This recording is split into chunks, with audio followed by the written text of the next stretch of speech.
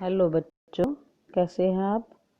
Class 6 geography का हम 3rd chapter पढ़ रहे हैं, पृथ्वी की गतियाँ। कल हमने पढ़ा है प्रतिक्रमण, घूर्णन, ये सब पढ़ा है हमने।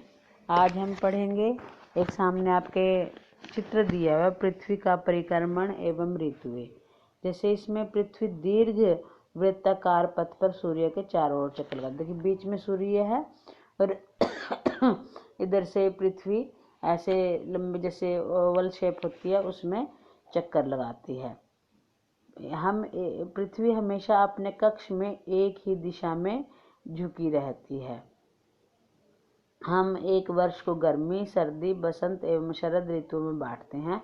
तो पृथ्वी की परिक्रमण गति के कारण पृथ्वी की स्थिति बदलती रहती है।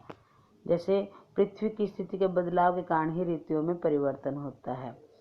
से 21 जून को उत्तरी गोलार्ध सूर्य की तरफ झुका होता है, तो इस समय सूर्य की किरणें कर्क रेखा पर सीधी पड़ती। देखो ये इधर जो है आपके उत्तर अयनांत 21 जून दिया हुआ है, उत्तरी गोलार्ध दिया हुआ है, इसमें ग्रीष्म ऋतु लिखी हुई है। तो यहाँ पर अधिक गर्मी पड़ती है, ध्रुवों के पास होने वाले भागों में कम गर्मी पड़ती है। उत्तरी ध्रुव सूर्य की तरफ झुका होता था। उत्तरी ध्रुव रेखा के कारण वाले भागों में 6 महीने का लगातार दिन रहता है और 6 महीने लगातार रात रहती है। उत्तरी गोलार्ध के बहुत बड़े भाग में सूर्य का प्रकाश प्राप्त होता है, अतः विषुवत के उत्तरी भाग पर गर्मी का मौसम होता है।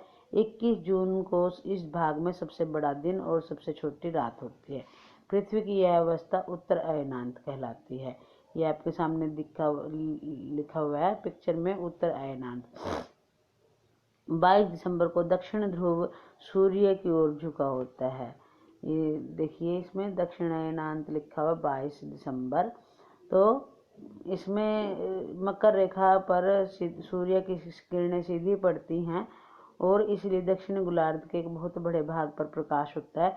इस कारण इस गोलार्ध में दिन बड़े और रातें छोटी होती है। यहाँ गर्मी का मौसम होता है। उत्तरी गोलार्ध में स्थिति इसके विपरीत होती है। पृथ्वी की इस अवस्था को दक्षिण अयनांत कहते हैं। तो क्या आपको पता है कि ऑस्ट्रेलिया में क्रिसमस गर्मियों में मनाया जाता है। तो इसमें है 21 मार्च 23 सितंबर तक सूर्य की किरणें विषुवत वृत्त पर सीधी पड़ती हैं। इस अवस्था में कोई भी ध्रुव सूर्य की ओर नहीं झुका होता। इस अवस्था में सारी पृथ्वी पर दिन रात बराबर होते हैं, इसे विषुव कहा जाता है। देखिए 23 सितंबर है, ये आपके पिक्चर में बना हुआ है। 23 सितंबर बसंत, 23 सितंबर बना हुआ विषुव और 21 मार्च बना हुआ है। 23 सितंबर को दक्षिण गोलार्ध में बसंत ऋतु होती है, जबकि उत्तरी गोलार्ध में शरद ऋतु होती है। 21 मार्च को उत्तरी गोलार्ध में बसंत ऋतु तो दक्षिण गोलार्ध में शरद ऋतु होती है। तो इस प्रकार पृथ्वी की घूर्णन गति से दिन रात बनते हैं, परिक्रमण गति से ऋतुओं में परिवर्तन होता है।